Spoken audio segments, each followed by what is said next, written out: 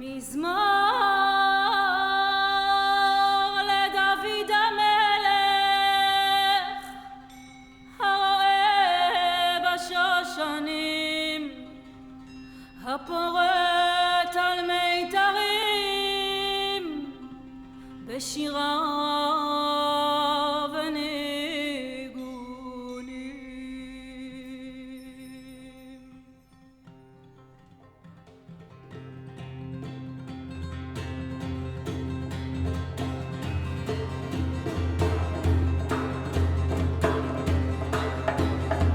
ודוד יפה עיניים הוא רואה בשושנים, ודוד יפה עיניים הוא רואה בשושנים. היכה שאול באלפיו ודוד ברבבותיו, בין אישה חרבת הים.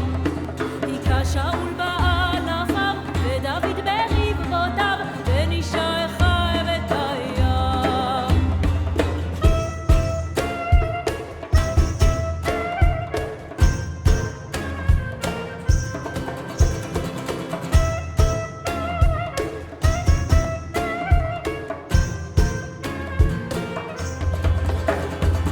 ודוד יפה עיניים הוא רואה בשושנים, ודוד יפה עיניים הוא רואה בשושנים. היכה שאול באלפיו ודוד ברבבותיו, בין אישה חרבת הים. היכה שאול באלפיו ודוד ברבבותיו, בין אישה חרבת הים.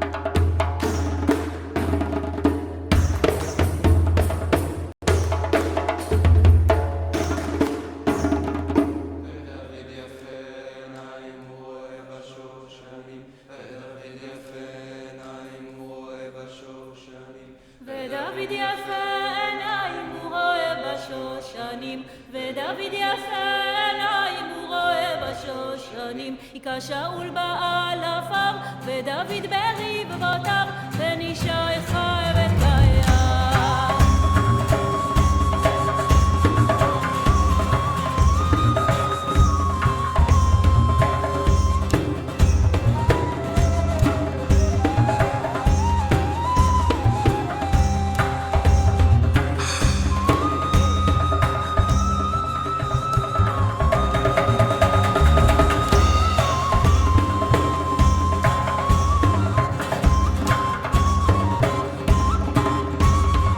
ודוד יפה עיניים הוא רואה בשושנים, ודוד יפה עיניים הוא רואה בשושנים. היכה שאול באלפיו ודוד ברבבותיו, בין אישה חרבת הים.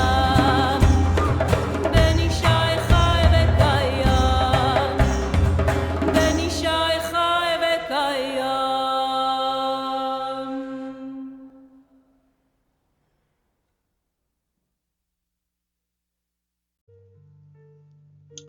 Shabbat Shalom a todos nuestros amigos y hermanos.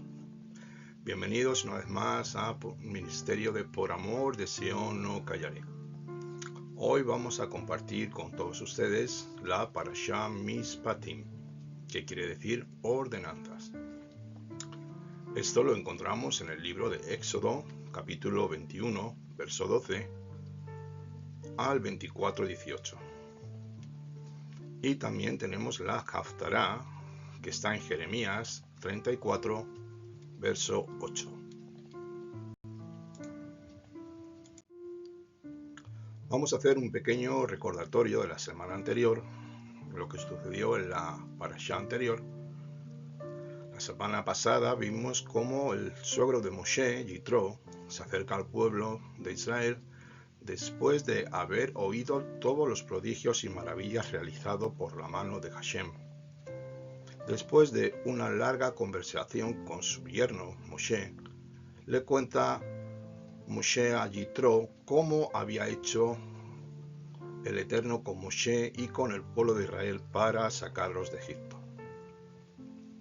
Yitro deja el paganismo a raíz de esta conversación, reconociendo al Elohim verdadero y se convierte a él, dejando la idolatría y los falsos dioses a los cuales Yitro adoraba. Seguidamente, Yitro aconseja a Moshe de cómo atender a todo Israel con las disputas y contiendas que había en el campamento. Pues Moshe se sentaba todo el día para juzgar todos los casos, fueran grandes o pequeños. Hasta ese momento donde Moshe empieza a poner jueces en Israel, constituido por ancianos, lo que conocemos hoy el Sanedrín, que lo constituyen 70 ancianos, distribuyendo también a los hombres de guerra, a los 600.000 que tenía, bajo jefes de 50, de 100 y de 1000. Y así creando un orden en el campamento donde finalmente es entregada las 10 palabras en el monte Sinaí, llamado en hebreo Aseret HaDevarim. Tenemos un pequeño bosquejo también en el capítulo 21, el Código del Pacto, en el 22, sobre la propiedad y otros delitos, en el 23, leyes varias de las festividades solemnes, y en el 24 hasta el 18, la sangre del pacto. Vamos a empezar a leer Shemot 21, 1 al 4. Y estos son los decretos que le promulgarás cuando compres un siervo hebreo. Servirá 6 años, pero el 7º saldrá libre gratuitamente. Si entró solo, saldrá solo. Si tenía mujer, entonces su mujer saldrá con él. Pero si su señor le dio mujer y ella le dio a luz hijos e hijas, la mujer y sus hijos serán de su señor. Él saldrá solo. Mas si el siervo dijera insistentemente: yo amo a mi señor, a mi mujer y a mis hijos, no saldré libre.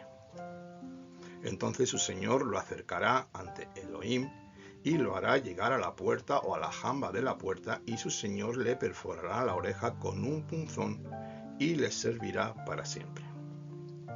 Bien, después de la salida de Egipto, el Eterno debe poner unas condiciones para que haya unas normas de convivencia sociales entre el pueblo. Aquí se dirige a los esclavos primeramente, pero antes de todo quiero explicar qué quiere decir estas palabras en la Torá. Vamos a ver qué es mitzvah, mispah, hok y edá. La relación entre estas 5 palabras son muy importantes y las vamos a estudiar para saber de qué vamos a hablar en cada caso. Primeramente vamos a ver la palabra Torá, en plural Torot, que significa instrucción, norma, ley, y viene de la raíz yagá, señalar. Hace referencia a varias cosas. Estas son las más importantes, o una instrucción cualquiera. Por ejemplo, tenemos el libro de Proverbios 3.1 que dice: hijo mío, no te olvides de mi instrucción, que es Torah. La segunda palabra tenemos mitzvah, en plural mitzvot, mandamiento. Término general para todo tipo de mandamientos. Viene de la raíz savá, que significa ordenar, encomendar, encargar, mandar. La tercera palabra, mishpat, en plural mishpatim, significa sentencia, norma, decreto, costumbre, proceso judicial, derecho, jurisdicción, modelo. Viene de la raíz safat, que significa juzgar, hacer justicia, gobernar, es el sustantivo es shofet, que es juez. Y la quinta palabra, hok, plural hukim, que significa límite, tarea, porción, obligación, mandato, y viene de la raíz hakatz, que significa grabar, determinar, mandar. Esta palabra aparece también de forma femenina como juká, en el plural jukot.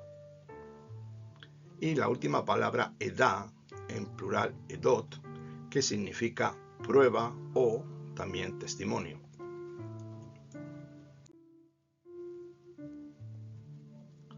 La Torá de Moshe, la Torá es la instrucción general que fue dada desde el cielo por medio de Moshe Rabenu. Las mitzvot son todos los 613 mandamientos que hay en la Torá de Moshe. Hay 3 diferentes tipos de mitzvot dentro de los 613 que son mishpatim, hukim y edot. Los mishpatim son los mandamientos de carácter social, que regulan todo tipo de relaciones sociales dentro de Israel. Los hukim son los mandamientos que son difíciles de entender por carecer de una explicación lógica. También los edot son mandamientos acerca de ciertas marcas distintivas para el pueblo de Israel. Por ejemplo, la mezuzá, los sisiyot y los tefilín. Vamos a leer una escritura donde nos ayudará a entender esto mucho mejor. Devarim 4, 44-45. Y dice así: esta es pues la ley, Torá, que Moshe puso delante de los Bené Israel. Estos son los testimonios, edot, los estatutos, hukim, y las ordenanzas, mishpatim, que Moshe dio a los hijos de Israel cuando salieron de Egipto. Creo que esto era necesario explicarlo. Nos ayudará a entender mucho mejor el texto en el cual vamos a estudiar seguidamente. En el texto que estamos estudiando encontramos la palabra mishpatim, que, como he dicho anteriormente, son las leyes sociales que rigen la sociedad del pueblo de Israel. Ya se habían entregado las 10 palabras de forma audible en el monte Sinaí. Estas 10 palabras son el resumen de todos los 613 mandamientos que iban a ser entregados al pueblo de Israel. La parashá Mishpatim empieza con la pequeña palabra Vav, que significa y.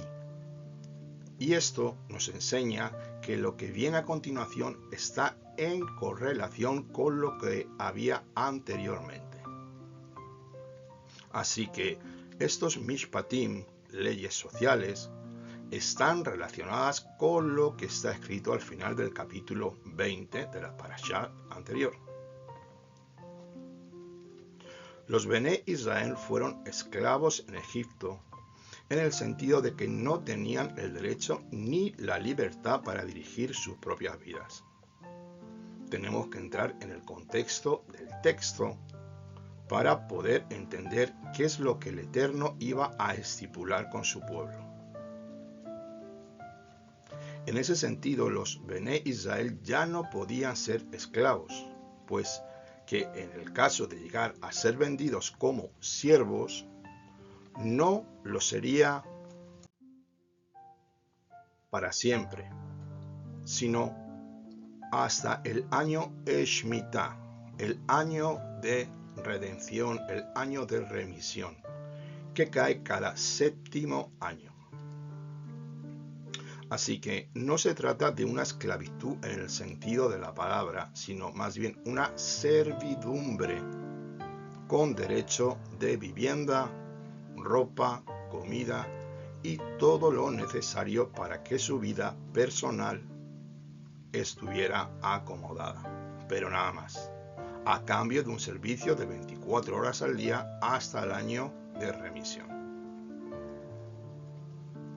Aquí desde el verso 5 tenemos al esclavo que no quiere marcharse de la casa del amo después de haber servido sus años correspondientes y ahora podría ser liberado según el año Shemitah y quiere quedarse con su amo para siempre.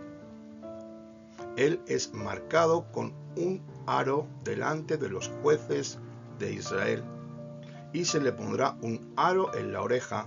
Esto será la palabra esclavo por amor, en griego doulos. Siervo o esclavo que quería para siempre quedar en casa de su señor. Seguimos leyendo el verso 6 y 7.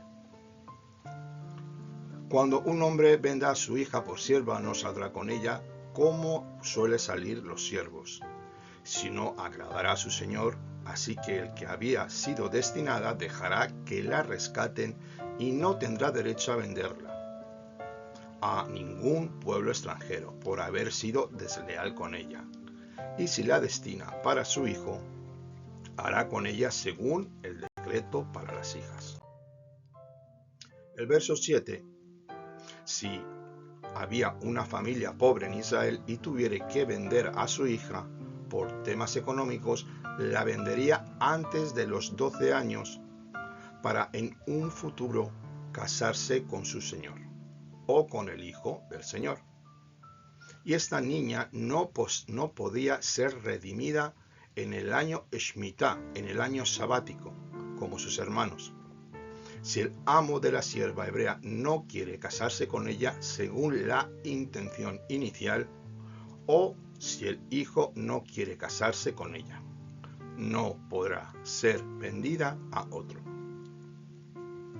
Seguimos leyendo 21:10. Si toma otra para sí, no disminuirá su alimento, ni su vestido, ni su deber conyugal. Y si no hace ninguna de estas tres cosas con ella, entonces ella saldrá gratuitamente sin dinero. Aquí tenemos el deber del marido de mantener estas tres cosas como deber conyugal. Según Rashi, las tres cosas son destinadas para sí. Hay que destinar a la esposa para su hijo o reducirle del monto del rescate, con lo cual ella hubiera salido libre. Si el amo no hace una de estas tres cosas por ella, tendrá que salir libre sin que se pague un dinero de rescate por ella. Adonai ya cuidaba de las mujeres en aquel tiempo de una forma especial. Quiere decirse que si descuidaba su alimento, su vestido o su deber conyugal con la mujer con la cual había emparentado, podía salir y ser rescatada. 21:12. El que hiera de mujer a otro ciertamente morirá. Estos mishpatim, leyes sociales, ordenanzas sociales, dictan sentencias por hechos muy concretos. Dios ha delegado al hombre la autoridad de ejecutar su ira contra ciertos crímenes, los cuales se cometen. Un tribunal humano puede emplear la justicia del Eterno hasta cierto grado, pero puede fallar porque hay que tener en cuenta los motivos del interior de la persona, la cual comete un crimen para poder dar una sentencia exacta. Y solo Dios, bendito sea su glorioso nombre, conoce el corazón de cada ser humano. El fundamento del trono del Eterno es, en primer lugar, la justicia, la misericordia, y como está escrito en el Salmo 97:2, nubes y densas tinieblas le rodean, justicia y derecho son el fundamento de su trono. El reinado mesiánico será establecido sobre la justicia y amor de Abba sobre toda su creación. El Eterno, dentro de su perfección entre amor y justicia, ejecuta toda acción divina de una forma equilibrada, sin fallo y error alguno, como juez y creador del universo, siendo esto dos pilares parte de su ética divina, los cuales serán finalmente establecidos en el reino mesiánico por Yeshua, según Isaías 9:7. El aumento de su soberanía y de la paz no tendrá fin sobre el trono de David y sobre su reino para afianzarlo y sostenerlo con el derecho y la justicia desde entonces y para siempre. El celo del Eterno de los ejércitos hará esto. Una cosa tenemos que tener clara. Si Adonai juzgara solamente con su justicia, el mundo no quedaríamos ni uno. Aquí no habría nadie. Su misericordia cada día nos cubre y ayuda, entendiendo que solo somos carne y que somos arrastrados por el pecado contra el cual luchamos con uñas y dientes, diciendo no a la inclinación mala de nuestro ser. Hebreos 4:16 dice esto: por tanto, acerquémonos a Él con confianza, al trono de la gracia, para que recibamos misericordia y hallemos gracia para la ayuda oportuna. La bondad y la misericordia se emplea en primer lugar sobre los que se arrepienten de sus pecados, como está escrito en el libro de Romanos 11:22. Mira pues la bondad y la severidad de Dios, severidad para con los que cayeron, pero para ti, bondad de Dios si permaneces en su bondad. De lo contrario, también tú serás cortado.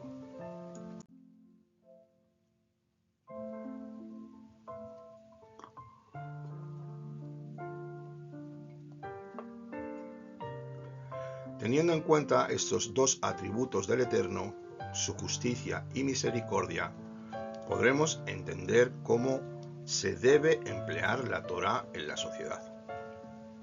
La justicia es la base, pero si el hombre muestra señales de arrepentimiento o si cometió los actos malignos sin ningún tipo de intención, tendrá que recibir misericordia.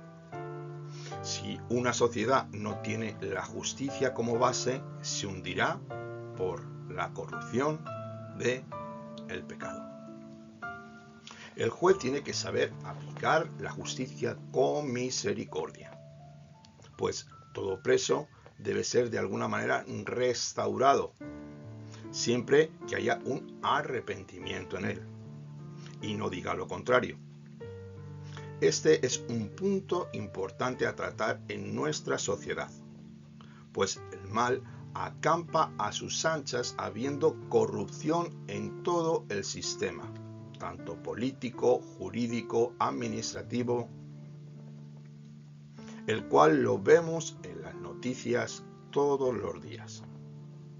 Proverbios 14:34 nos dice esto: la justicia engrandece a la nación, pero el pecado es afrenta para los pueblos. Y también Proverbios 16:12: es abominación para los reyes cometer iniquidad, porque el trono se afianza en la justicia. Estos dos proverbios describen tanto lo bueno y lo malo de nuestra sociedad. Incluso en las esferas más altas se cocina la maldad. El que hiere de muerte a otro con intención tiene que morir. Eso es justo, podríamos decir. El que hiera a su padre o a su madre es reo de muerte, y eso también es justo. El que maldiga a su padre o madre merece ser apedreado. Eso es justo. Tenemos que ver la intención del individuo y cómo lo hizo y si fue planeado, premeditado y concebido durante tiempo. La intención del corazón debe ser siempre analizada por los jueces puestos por Adonai. Toda persona que comete delitos según la bendita Torá debería ser muerta. Esta es la hora de la verdad donde debemos ceñirnos a la Escritura tal y como dice el Salmo 119. Que cante mi lengua de tu palabra, porque todos tus mandamientos son justicia. Otra cosa es que esto hoy en día se pueda llevar a cabo.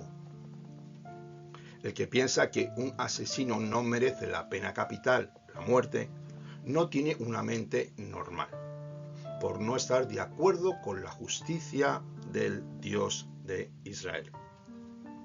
El que piensa que un secuestrador no debe morir por su delito, lo cual es abominación al Eterno, no conoce ni mucho menos la justicia del que ha creado al hombre a su imagen y semejanza. Esta es la justicia de Elohim y su justicia es eterna, perfecta y llena de misericordia en todos sus caminos. Pues acabar con un asesino, un violador, un pedófilo, un secuestrador, un terrorista y todos esos miles de casos malvados que hay, es una forma de limpiar la tierra para que la sociedad no sufra estos azotes y pandemias, donde muchas familias son destrozadas y las víctimas quedan con secuelas psicológicas para toda la vida. Debemos pensar con la mente del Dios de Israel. Cuando estudiamos las leyes sociales de la Torá, tenemos que aceptar que son perfectamente justas. Esto es una premisa esencial. Representan el nivel máximo de justicia. La justicia de Elohim empleada en la sociedad humana no siempre es posible ejecutarla. La perfecta justicia en la sociedad, pero estas son las líneas que el Eterno ha marcado de separación para una sociedad sometida a su reino. Cuanto más cuando hablamos de la muerte del Mesías Yeshua, este es un ejemplo esencial para nosotros. ¿Cómo y por qué fue ejecutada? Esta es la base justa sobre la cual el Eterno puede perdonar al pecador de todos sus pecados. Porque la paga del pecado ha sido efectuada. La muerte del Mesías Yeshua es la única evidencia de que el Eterno es justo cuando Él quiere. Seguimos leyendo Shemot 21:15. Quien golpea a su padre o a su madre será muerto irrevisiblemente. 21:16. Quien secuestra a una persona, ya sea que la venda o sea hallada en su poder, será muerto irremisiblemente. Quien maldiga a su padre o madre será muerto irremisiblemente. Como he dicho antes, los versos 16 y 17, si no ha sido con intención premeditada, no será así. El verso 16, Yeshua lo explica y define muy bien en Mateo 15:4 y Marcos 7:10. Cuando alguno hiera a su siervo o a su sierva con la vara y muera bajo su mano, ciertamente será vengado. Pero si sobrevive un día o dos, no será vengado porque él es propiedad suya. Esto que acabamos de leer en el verso 20 es el castigo, es la pena capital por medio de la espada. Tenemos un ejemplo en el libro de Levítico 26-25, donde aparece la misma palabra en hebreo, que es nakam, traducida como venganza. Esa es la intención del corazón del ser humano. El siervo y la sierva a los cuales se refiere aquí no son hebreos, porque en el versículo 21 dice que son la propiedad de su amo, lo cual no sería el caso de un siervo hebreo. Si el esclavo muere después de 24 horas, no se considera asesinato. En este caso, si no hubiera sido su esclavo, esto quedaría impune. En el verso 22 seguimos leyendo: si unos hombres riñen y hieren a una mujer encinta y sus hijos salen sin haber más daño, ciertamente serán multados, según lo que el marido de la mujer imponga sobre ellos y les sea impuesto por los jueces. Pero si se produce una desgracia, entonces darán vida por vida, ojo por ojo, diente por diente, mano por mano, pie por pie, quemadura por quemadura, herida por contusión, y así. En el verso 22, el agresor tendrá que pagar una multa por el valor del feto, según lo que los jueces decidan. En el caso de que el marido haga una demanda ante el Beit Din, la corte de justicia, el Sanedrín local. En el verso 23, según los sabios de Israel, hay dos opiniones en cuanto a la interpretación a este versículo. Hay quienes opinan que el hombre tendrá que pagar con su vida literalmente, y otros que dicen que se trata de una indemnización monetaria, según el precio por la cual hubiera sido vendida en el mercado de siervos. Esto lo tenemos en el verso 24 y 25 que acabamos de leer. Aquí se debe pagar con el dinero el valor del miembro dañado, según la disminución del valor de la persona en comparación con una persona intacta, en caso de que hubiese sido vendida en un mercado.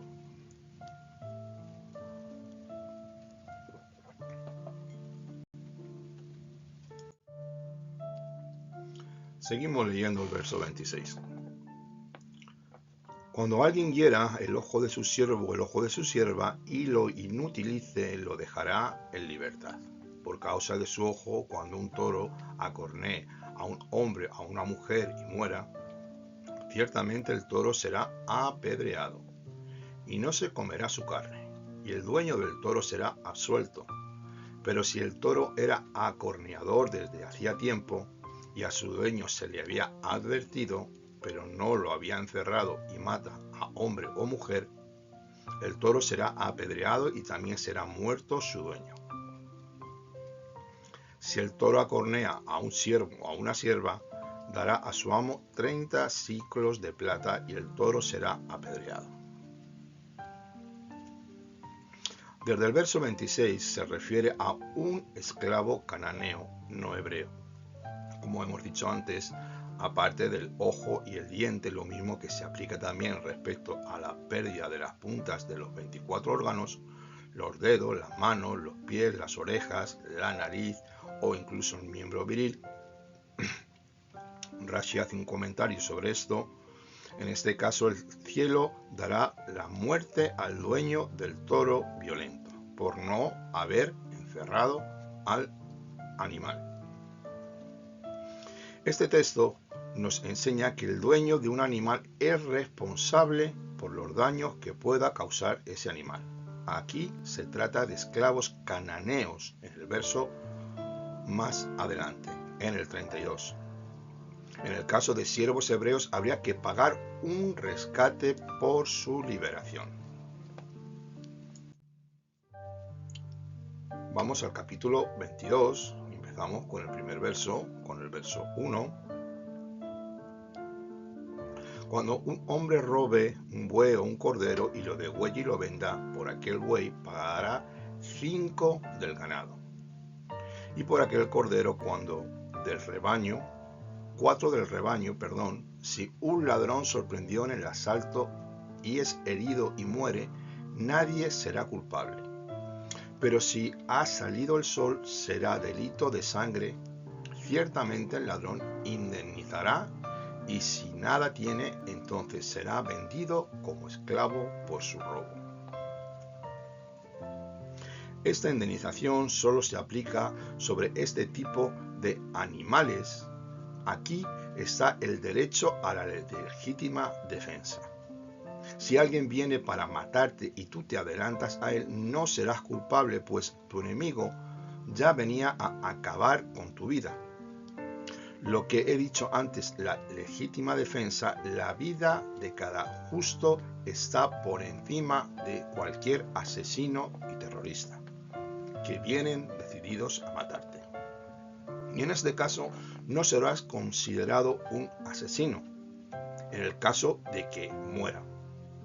Tenemos un ejemplo, en el Targum Onkelos se tradujo este texto de esta manera. Si los ojos de los testigos caen en él, es decir, si antes que había sido advertido o avisado este ladrón y no hizo caso de no matar, en el caso de ser sorprendido en su robo, si es detenido el ladrón y no tiene con qué pagar, será vendido como esclavo. Si el ladrón se arrepiente, tendrá que hacer restitución por el daño cometido por el daño cometido.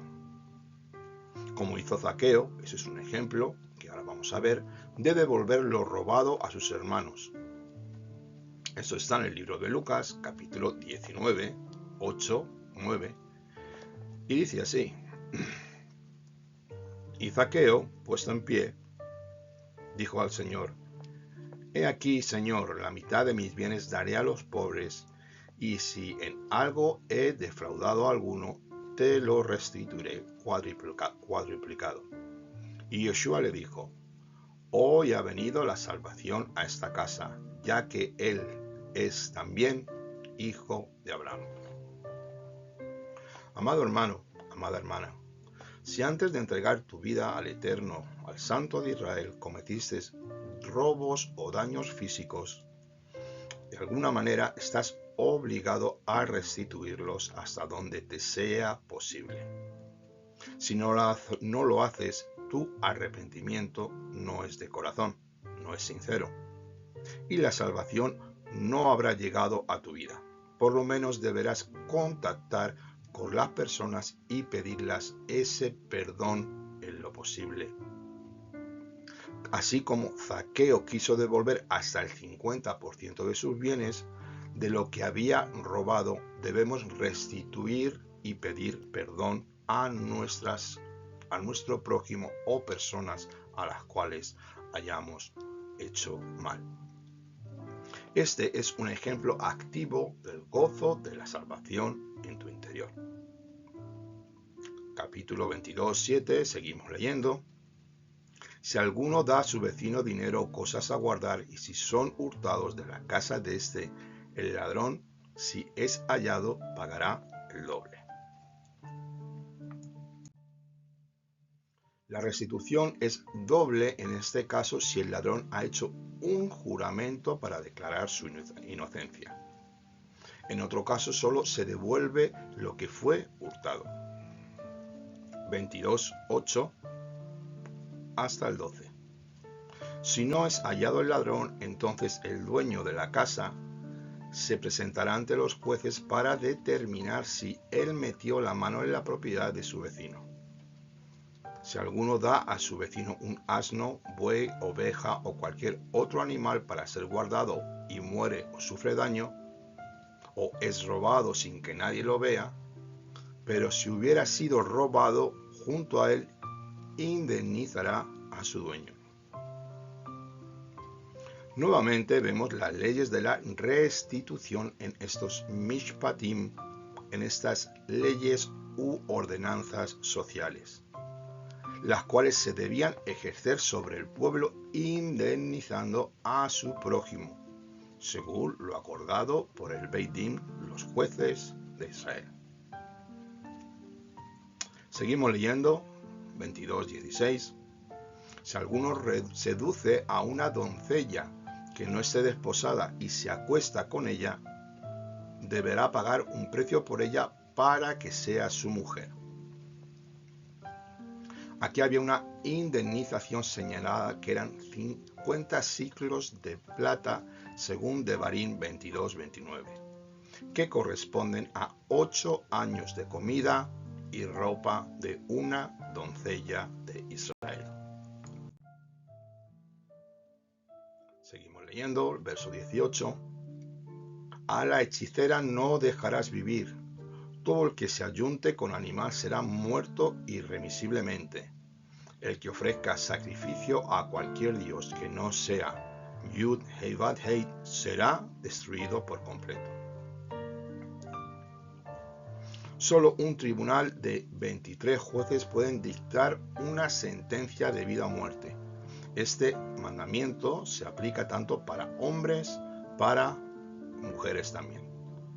La Torá habla de lo que es más común. En este caso, es más común que una mujer sea hechicera, más que un hombre.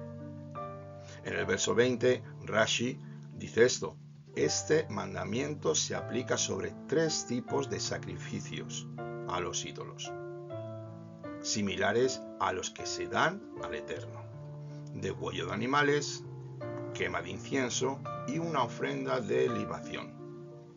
Esto se practicaba y se sigue practicando en el paganismo.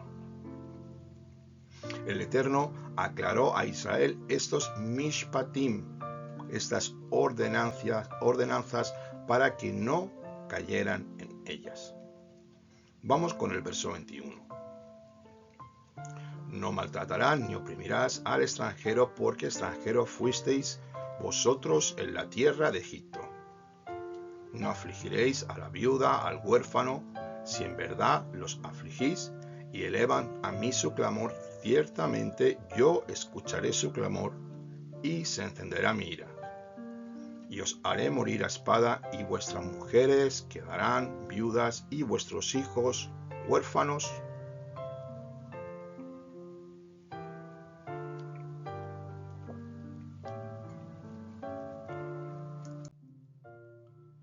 Desde el verso 21 al 24 vemos una protección total y absoluta sobre la viuda, el huérfano y el extranjero por mano del Eterno, proclamando sus maldiciones si los afligían en alguna manera.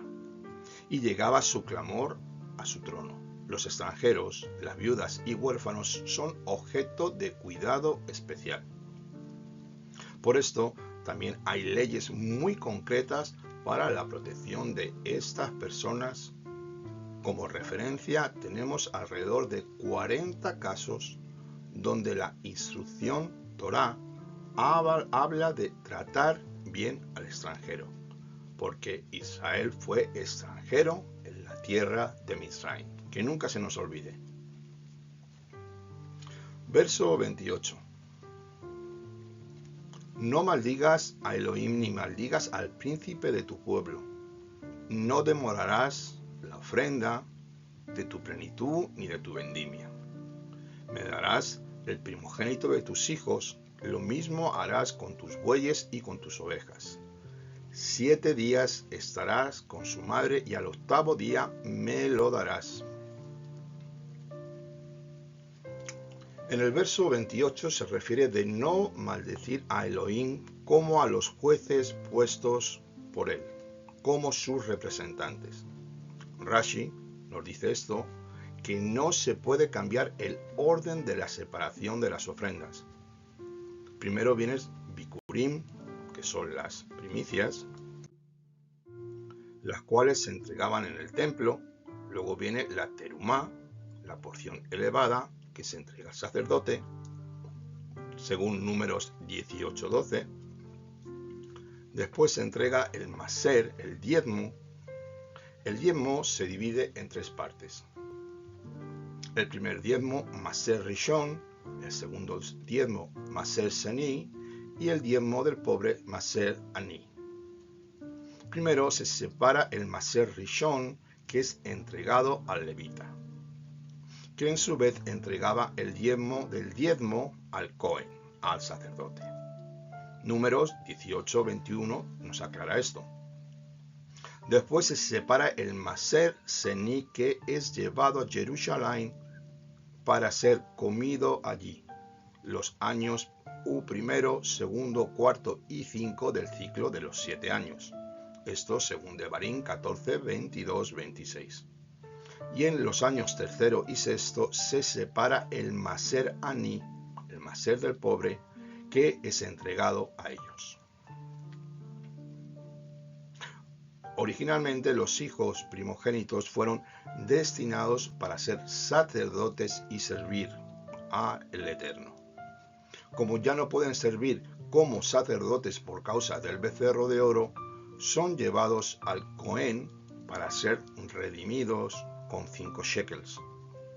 5 shekels de plata bíblicos. Esto fue hecho con nuestro Adón Yeshua en Lucas capítulo 2 del 22 al 23. Dice así: cuando se cumplieron los días para la purificación de ellos, según la ley de Moshe, le trajeron a Jerusalén para presentarle a Adonai, como está escrito en la ley de Adonai. Todo varón que abra matriz será llamado Kadosh para Hashem.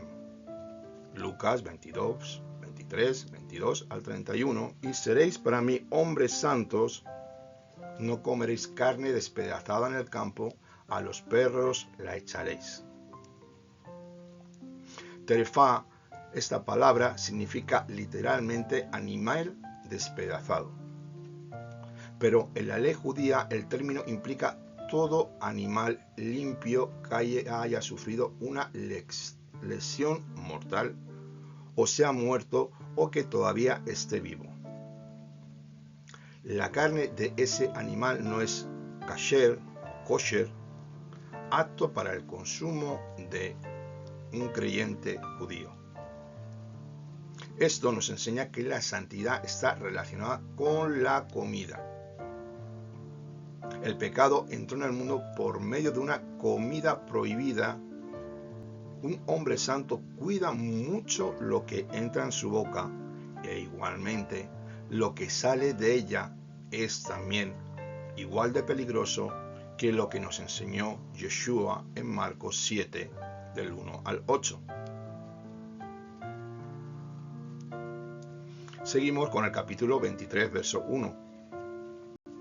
No levantarás falso rumor, no te concertarás con el impío para ser testigo falso, no seguirás a la multitud para hacer el mal y testificarás en un pleito, inclinándote a la multitud para pervertir la justicia. En estos versos nos habla de la murmuración, del lashon hara y de dejarnos llevar por lo que hacen los demás. Debemos estar muy centrados en la escritura y no seguir a las grandes masas o congregaciones, donde el líder, pastor, profeta, lo puedes llamar como quieras, no puede controlarlos, por haber y ser una gran cantidad de ovejas. Y obviamente una cantidad grande de ovejas o de congregantes no se les puede conocer. Yeshua tuvo un grupo de 12 discípulos que le seguían, y él en ningún momento buscó multitudes, aunque tuvo muchos seguidores que le buscaban por diferentes razones. Pero al final llegó la prueba de fuego y cuando él dijo: yo soy el pan que ha venido del cielo, y el que no come mi cuerpo y no bebe mi sangre, ahí se quedó con 12 pescadores que le seguían verdaderamente, sin dudar en que él era el Mashiach enviado. Amado mío, amado hermano, recuerda esto: lo importante no es la cantidad, sino la calidad.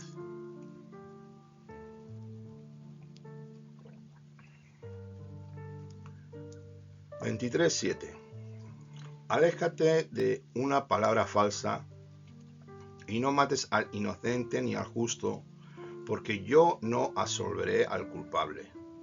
Una vez más sale la mentira. Si el Eterno no absuelve al culpable, ¿cómo puede perdonar al pecador y no darle conforme a sus pecados? La respuesta es: cuando se arrepiente, el Eterno suple con el sacrificio de su Hijo, el Cordero de Elohim, que murió en su lugar para llevar su pena de muerte y sacarle eternamente de ella. La muerte de Yeshua es la única base justa sobre la cual el Eterno puede perdonar al pecador y justificarlo, según Romanos capítulo 4, verso 5. Uno de los grandes males de esta sociedad es la mentira. Y dentro de las congregaciones también es muy común. Esto es, déjame decirte, para que veas la gravedad de esto, de la mentira, sería mejor que comieras cerdo antes que mintieras. Con la mentira se puede matar, condenar, manipular y maldecir a las personas sin tocarlas físicamente. Sabemos que Satanás es el padre de las mentiras desde el principio de los tiempos. Juan 8:44 nos lo dice así: Satanás es el padre de las mentiras, ya que él es el primer mentiroso. Cuando este espíritu te domina, estás muerto espiritualmente y necesitas ser liberado de este espíritu de mentira. Puede llegar a ser idolatría dentro de ti, pues este espíritu demoníaco te hará creer grandes mentiras manipulando tu ser. Solo tenemos que ver la sociedad en la cual vivimos, donde todo está corrupto, viviendo en una grandísima y enorme mentira. Seguimos leyendo 23:12.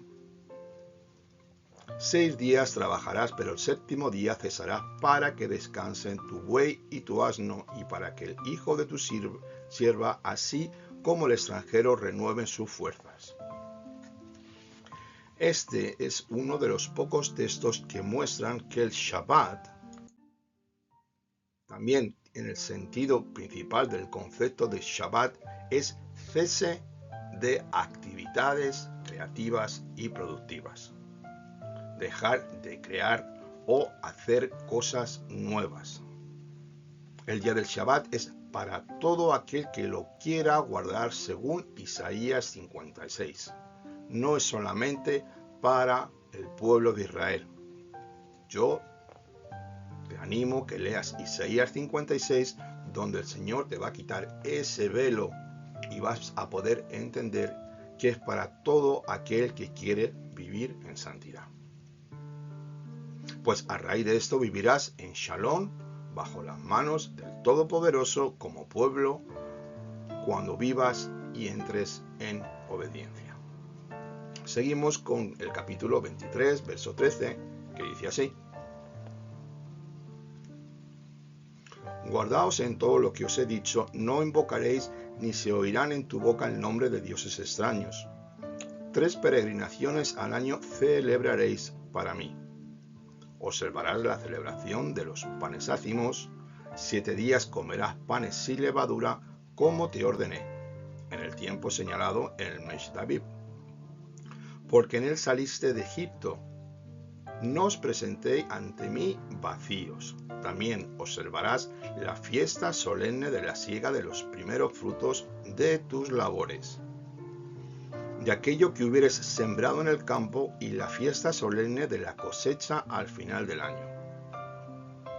Cuando hayas cosechado el producto de tus labores del campo, no ofrecerás la sangre de mi sacrificio con pan leudado, ni la grosura de mi fiesta quedará hasta la mañana siguiente. Vamos a ver de qué 3 santas convocaciones el Eterno nos está hablando aquí, en Shemot 23:14. Primeramente tenemos la fiesta de las semanas, Hashavuot, en relación con las 7 semanas que hay que contar desde Pesach. Hag Katzir, la fiesta de la siega, en relación con los 2 panes de la primera cosecha del trigo que fueron llevados al templo. Éxodo 34, 22 y Levítico 23, 17. Hag HaBikurim, la fiesta de las primicias, porque a partir de Shavuot se empieza a entregar las primicias de las cosechas en el templo, según Números 28, verso 26. La expresión de mi sacrificio, que acabamos de leer, aparece solo 2 veces en el Humash, en el Pentateuco. En Éxodo 34:25, el único sacrificio que es llamado mi sacrificio es el de Pesach. Esto nos conecta con la muerte del Cordero de Elohim de una manera muy especial. El Eterno llama la muerte de Yeshua mi sacrificio.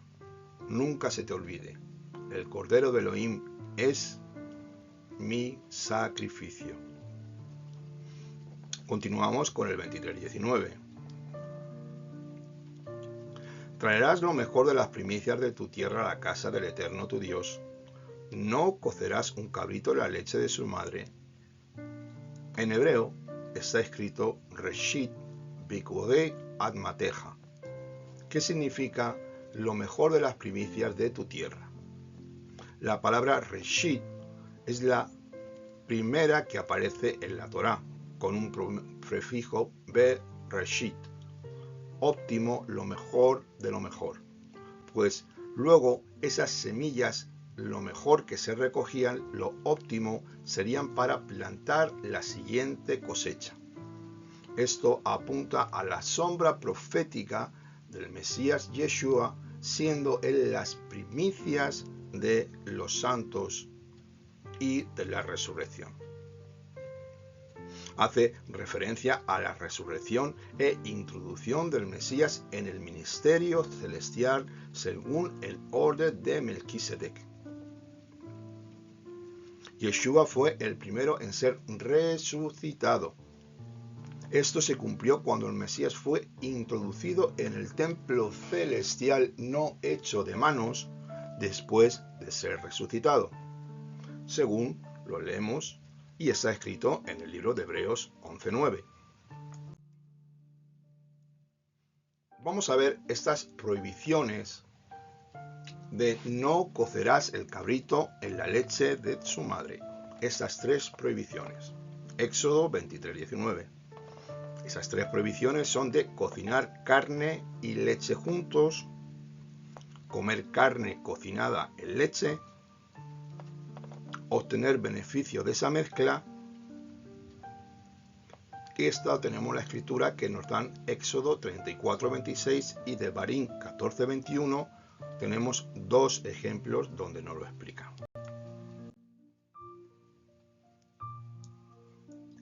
Capítulo 24:5, Shemot. Y envió jóvenes de los Bene Israel que ofrecieron ofrendas de ascensión y sacrificaron novillos como ofrenda de paz al Eterno. Entonces Moshe tomó la sangre y la roció sobre el pueblo y dijo: He aquí la sangre del pacto que el Eterno ha hecho con vosotros. Según todas estas palabras. En el verso 5 que acabamos de leer, el Eterno se refiere a los primogénitos de Israel, pues así había sido diseñado que los primogénitos fueran los sacerdotes para el Eterno. Todo primogénito de Israel estaba destinado a ser sacerdote, el que habría matriz en el verso 8 al rociar la sangre del pacto que cae sobre los Bene Israel. Entraron con 3 cosas: el pacto en el Sinaí, la circuncisión en el Brit Milá, la inmersión en aguas rituales de purificación llamado Tevilá, y el rociamiento de la sangre de un animal sacrificado para santificar todo el tabernáculo. Estos 3 requisitos también fueron necesarios para que los gentiles pudieran convertirse en prosélitos. Durante el tiempo del segundo templo, hoy en día no se puede hacer más que los 2 primeros, por falta del templo. Para entrar en el cuerpo espiritual del Mesías hay que pasar por los mismos 3 pasos en la conversión mesiánica a Yeshua.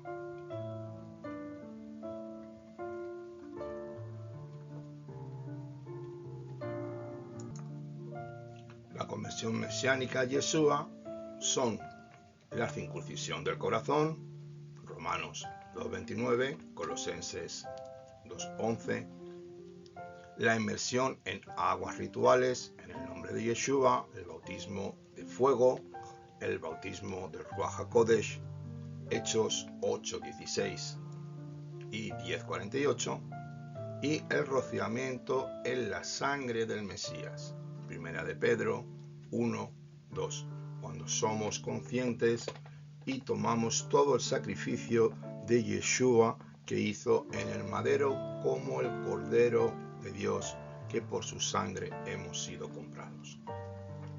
Bien, y hasta aquí, amados hermanos, con esto terminamos. Les quiero dar las gracias una vez más por su tiempo. Espero que esta enseñanza haya sido de su edificación. Como siempre, un placer poder compartir con todos ustedes en esta Parashat Mishpatim, la cual quiere decir ordenanzas. Les quiero dar muchísimas gracias y antes de despedirme de ustedes, quiero hacer una oración. Como siempre, recordamos que sigamos orando por la paz de Jerusalén, como nos lo manda el Salmo 122. Todas las cosas que están sucediendo en este momento en Israel, la muerte de estos pequeños, de estos familiares, esta guerra infame, esta guerra psicológica a la cual está sometido el pueblo de Dios, es algo que tenemos que saber llevar. Nuestro poder, nuestra lucha no es contra carne ni sangre. Sabemos que Satanás está detrás de todo este pueblo satánico, terrorista, con diferentes denominaciones que reclaman algo que no es.